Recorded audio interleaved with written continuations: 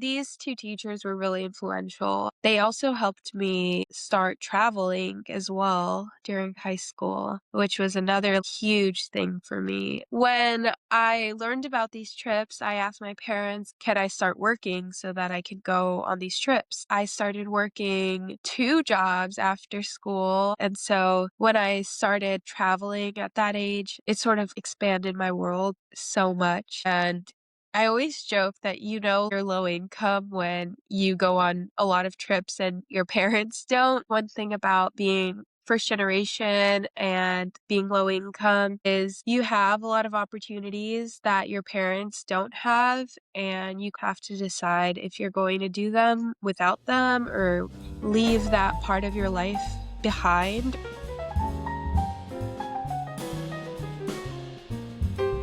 Welcome to Quadcast. I'm your host, Ina. Today we're talking to Tamara Kissoon, a first-generation 2L at Northwestern Pritzker School of Law, where she is the incoming editor-in-chief of the Journal of Human Rights. Before law school, she received her undergraduate degree in social policy and international studies at Northwestern University and her master's in human rights at the London School of Economics and Political Science. After LSE, Tamara was a social services coordinator at Kids in Need of Defense, where she supported unaccompanied minors recently released from detention and in immigration proceedings. After law school, Tamara looks forward to a practice that protects human rights. In the meantime, she currently supports the attorneys and staff at Kaplan and Grady to provide top-tier representation to the firm's commercial and civil rights clients. In her free time, Tamara loves to build community and advocate for immigrants' rights alongside her peers and attorney mentors. Welcome, Tamara. Thank you. Thank you so much for coming on. There is a lot to talk about. And if you don't mind, I want to get a little bit of context about your background, a little bit about your family, since you are a first generation student. So I grew up in New Jersey. I'm originally from Guyana, and my mom and I came to America to meet my dad, essentially. My dad was already living in New Jersey with his family when my mom and I joined him. I'm an only child, but I've also lived with extended family members, and I've just had a really close relationship with my cousins, and we're a very tight-knit family. I grew up in a low-income immigrant neighborhood as well, and so everyone really identified with where their parents were from or where they were from, and so it was really easy for me to maintain that identity. Had your parents been educated in Guyana? Where is this value and priority for education coming from in your family? Yeah, so my mom, I believe she finished high school, and my dad, I think, left school at 14 or 15. And I think for both of my parents, when they came to the United States and had me at least, they were trying to push me to all of the opportunities that they didn't have, especially my mom.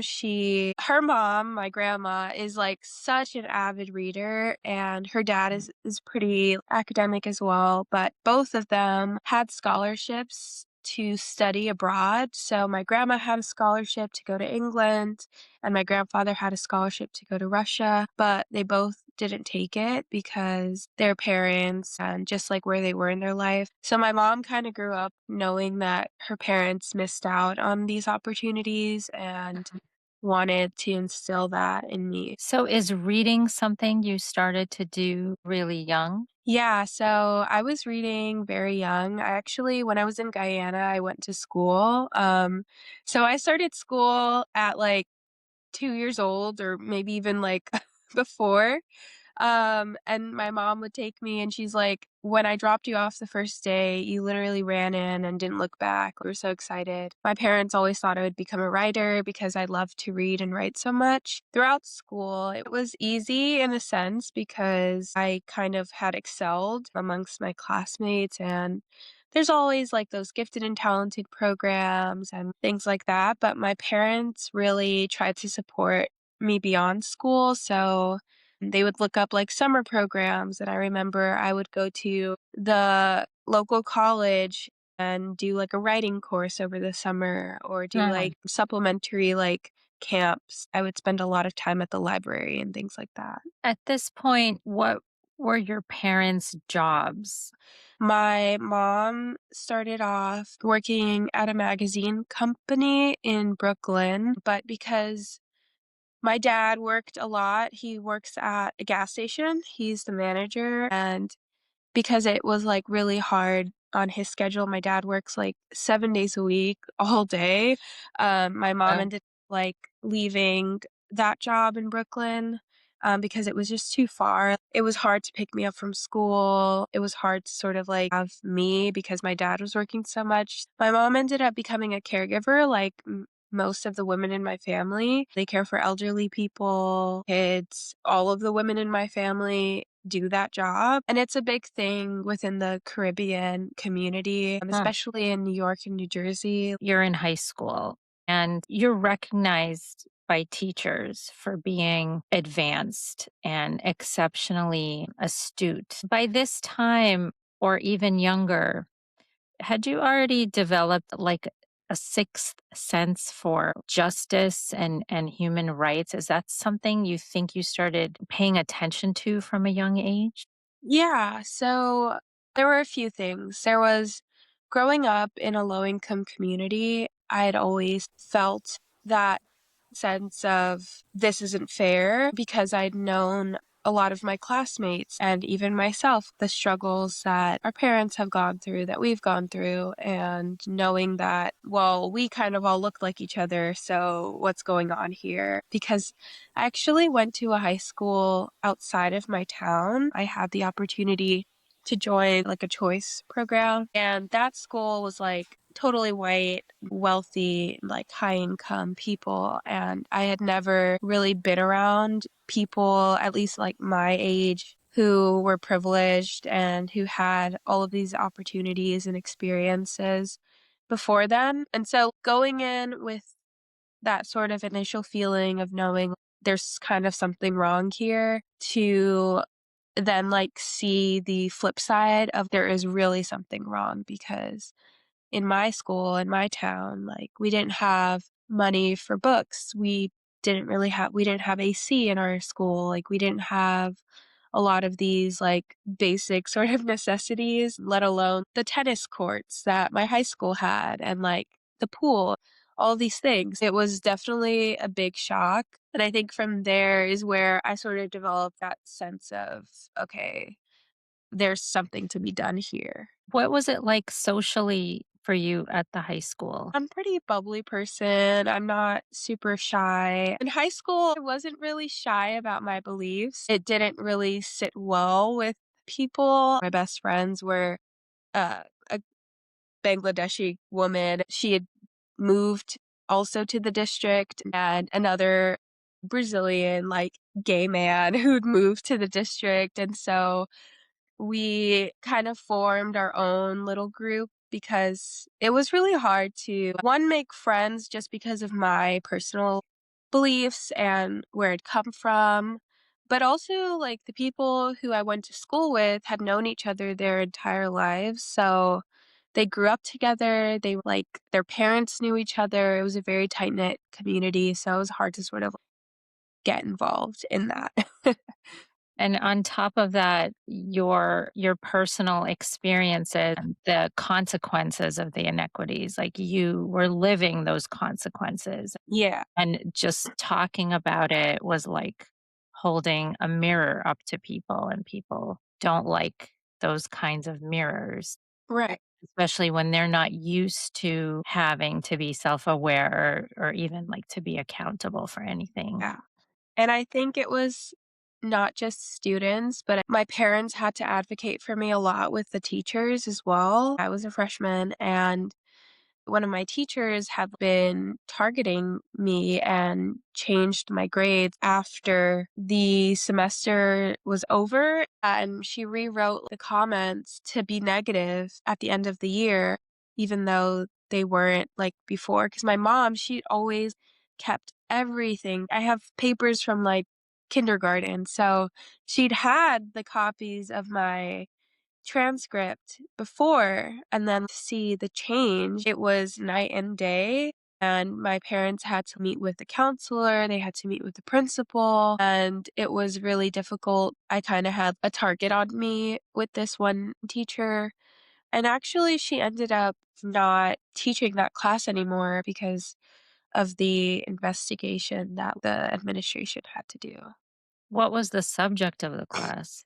It was English, so it was something that I had liked and I've been good at. I was 14 and I just got to the school, and I think it was an attempt to sort of set the tone that, like, you don't belong here and I won't support you as a teacher here. That was the initial message that I'd gotten. You were probably better at writing and analyzing literature than the teacher, and she felt threatened by that. She saw you as a foreigner. It was really important because my parents had stressed, like, you need to be the best at what you do, you need to excel, you need to go to a good college because we couldn't do it, and so you can, like, reach your goals. I think going to that high school, although there was, like, so many challenges, I think it really set me up to get to where I was going. How so? So I did a lot of clubs at school in high school. One of the most important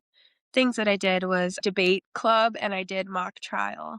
And so from high school, I got into mock trial, like being around a lawyer. He was our coach. And I even started working at his law firm part time because I wanted to just get more experience, and he was a really old man, and he was so funny, and we'd end up listening to, like, music from the '50s together at his office, and so I was, like, 15 or 16 at that time, and the teacher who did both of those clubs, she helped me out a lot. One of the best pieces of advice that she gave me was to spend your 20s in Chicago, and so that really influenced me in choosing a college.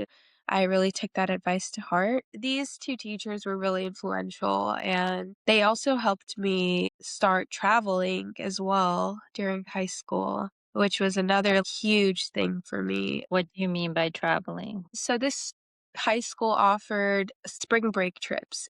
And I did one my junior year and I did one my senior year. And this started like my work ethic, I think.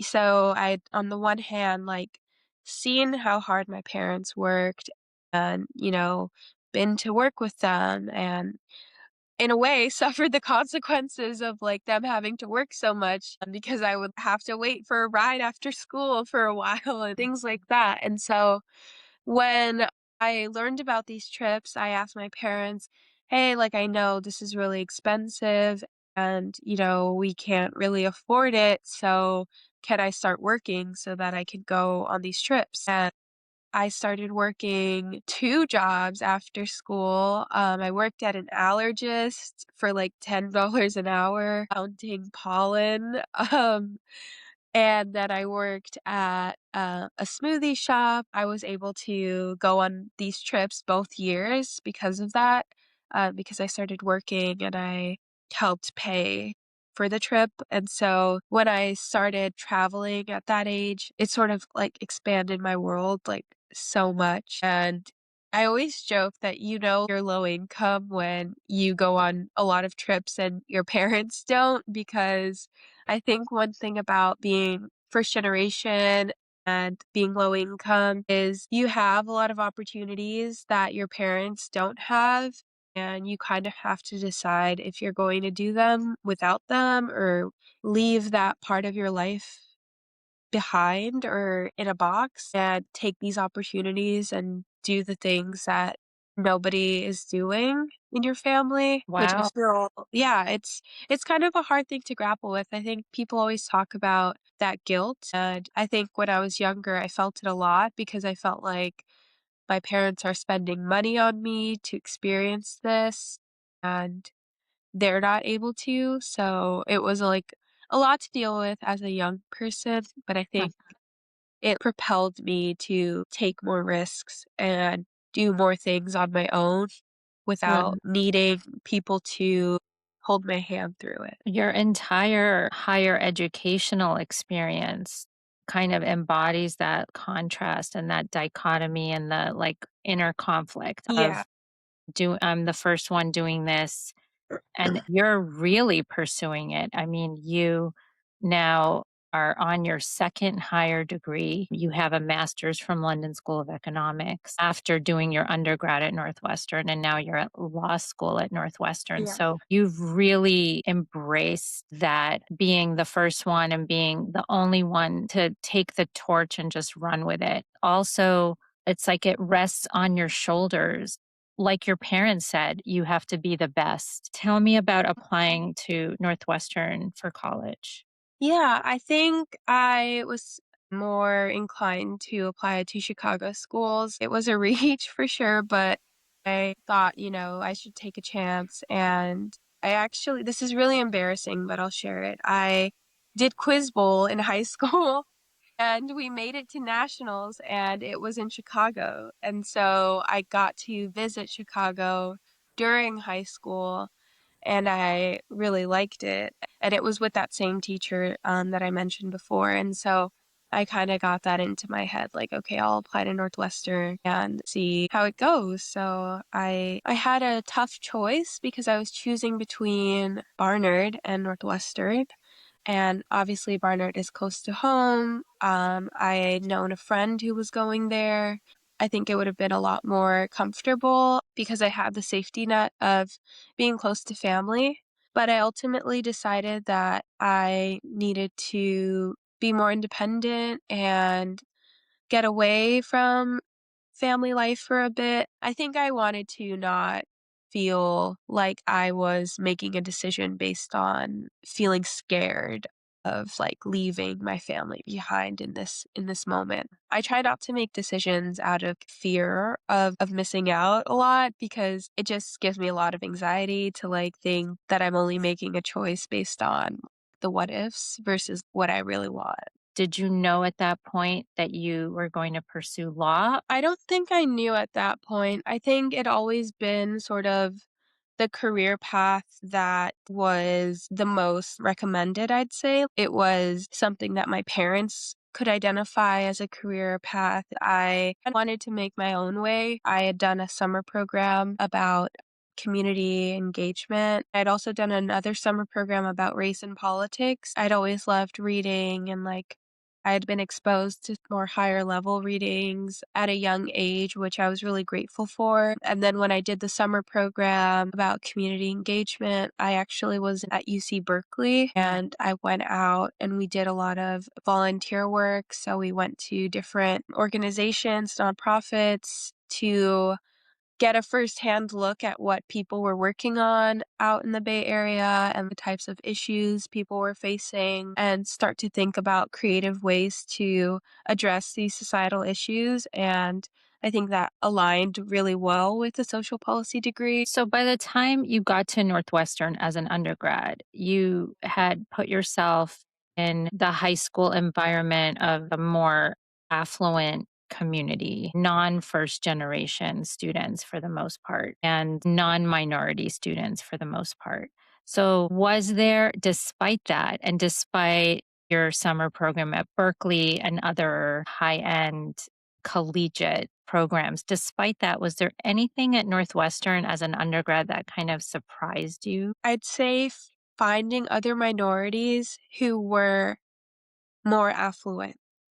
Because Mm, it really does surprise you when you see people who look like you, but they don't have the same experiences as you. You often look to people for support who look like you, and who you think you can identify with. But it actually shocked me because some of people who were more aligned to me on some of those fronts were way different in terms of like their class status and their familial background. And so it was a little bit shocking. I'd been socialized in a low income environment with people who all looked like me, even from like the teachers to the students. There was sort of an understanding that this was a problem that affected people who look like us. And mhm. so when I went to Northwestern and I found people who look like me who were in a higher social class or economic class, It was Mhm. really shocking, and I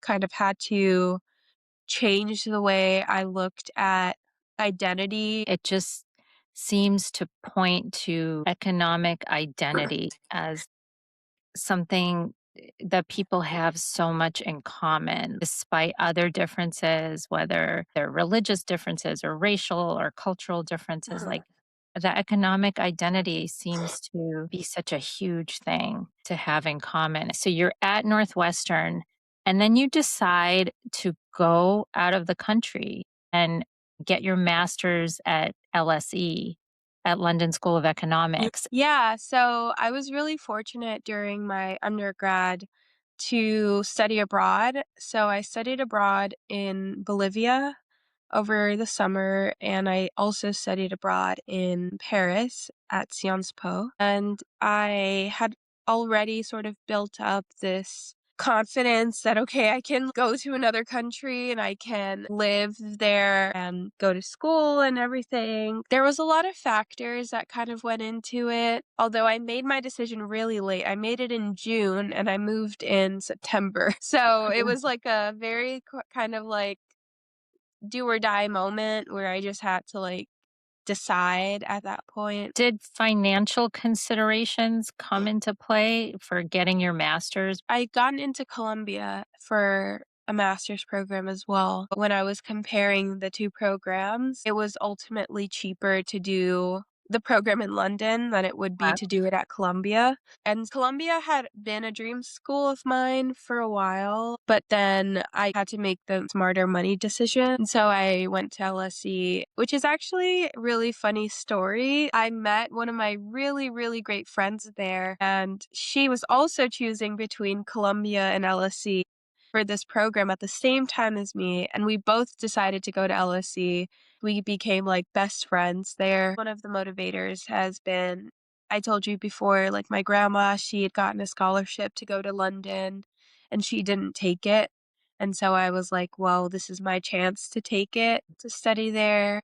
My grandfather, he had always talked about England and going to London and are you gonna go like see the Queen one day? Because he had dementia. So he thought about all of these things. And I grew up hearing that during high school. And I guess to put into context where I'm from, we used to be a colony of England. And so mm.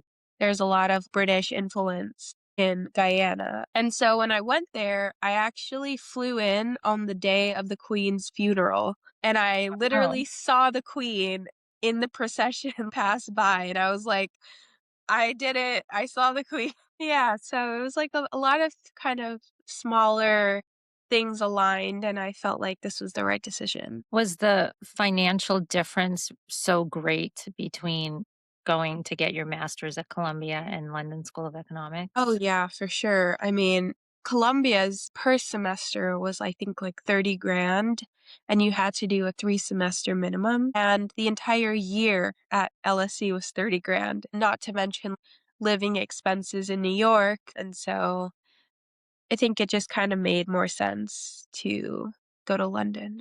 And at which point do you decide that law is going to be your path? After my program in London, I was figuring out what I wanted to do. I started applying to jobs in New Jersey, and I luckily got this offer to work at Kids in Need of Defense. Tell me about kids in need of defense. I'd done a few like social services internships before at different nonprofits. And so I kind of had some experience already. When I got there, I was working directly with kids as my clients. These kids were anywhere from 10 or even younger to like 21. Mm. And I ended up having, I think I had about 30 clients. And when I was there, I started a support group online for the adolescent clients that we had. And I did a bunch of curriculum for that. And just working with these children, it was like, I'm such an empath. And I think that's what motivates my career. What was your job? Yeah, so my job was to check in with these kids, make sure that they were doing good in school, make sure that they had health insurance, that they were meeting all the requirements for their visas because of their special situation. Some of them had to be in school, some of them had to not work, versus some of them could work. And so just like finding jobs and finding the next steps in their journeys, making sure they had housing and their basic food. They were unaccompanied, meaning their parents were not in the country or were not available. So some of them, their parents had been in the country before and they traveled to meet their parents on their own. And so some of them would be with their parents versus some of them would not be. Mhm. And I mean, there were just so many issues that you face and like you take things for granted, like having an ID, knowing how to use a computer, and having a house and having food, all of the things that we regard as like basic necessities now, making sure they had all of those things. And also just being a social support. And did you see them going through legal obstacles and having to go around in legal circles? Yeah. How did that kind of lead you to go back to Northwestern as a law student? Yeah.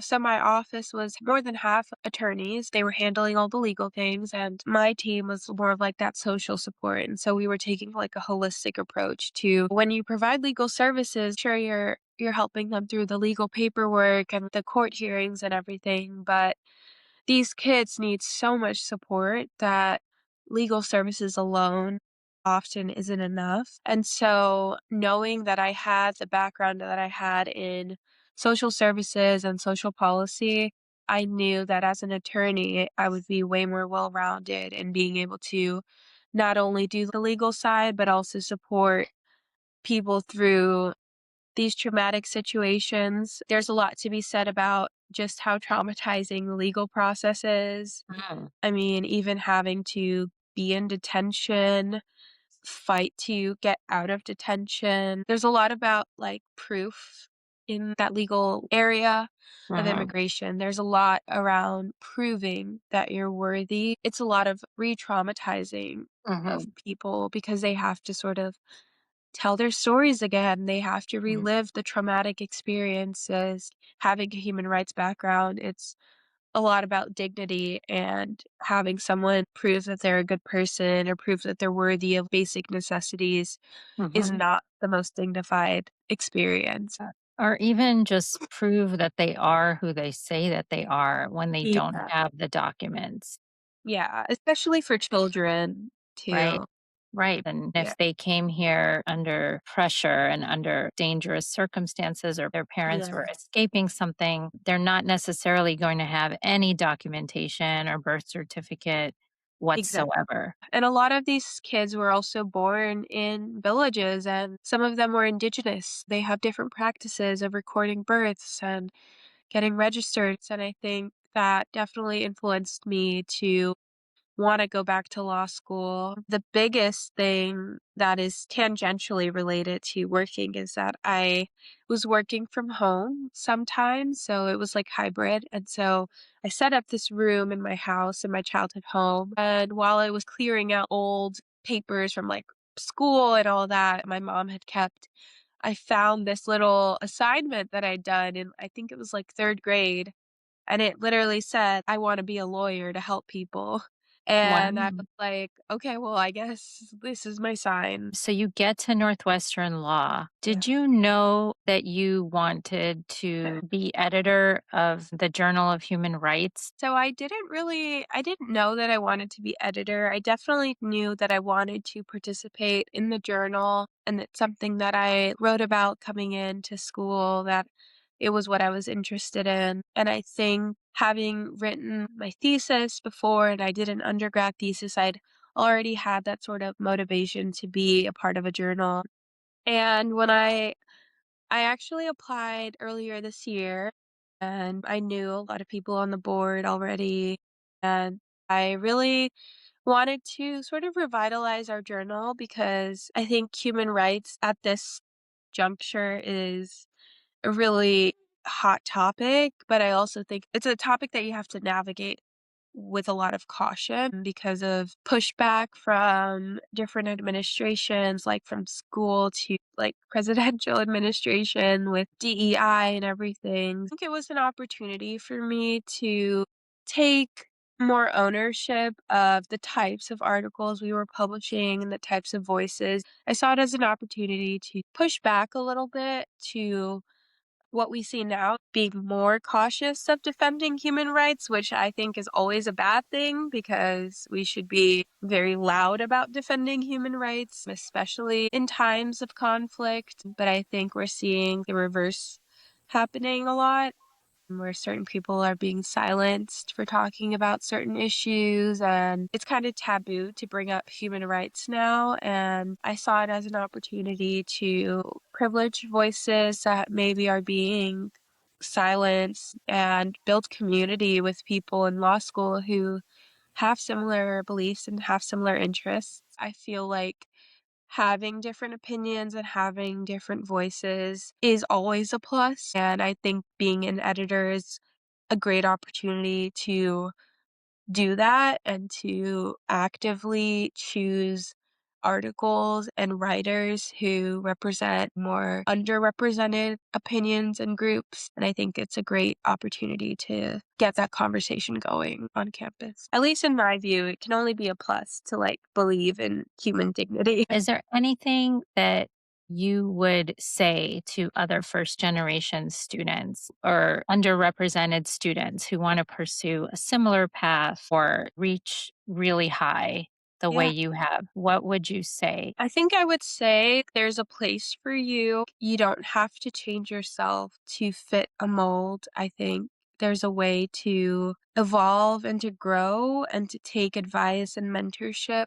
and, learn the ins and outs of these higher institutions, but I don't think you need to lose yourself. The opportunity for growth and finding who you are and by sticking to who you are is greater than what you would gain pretending or losing who you are or leaving your past behind. Because now, I mean, I feel like every day I'm getting closer to that dream life and that dream job and the outcomes that I want to be a part of and achieve. And I don't think that's happening because I'm pretending or diminishing myself. I think that's only happening because I stay true to what I believe in and I'm outspoken about it, obviously being respectful, but I don't think it's a bad thing to be outspoken and to fight for what you believe in. So I would say do that. Thank you so much, Tamara, for all of your incredible insights and sharing your experiences. Thank you. Thank you for having me.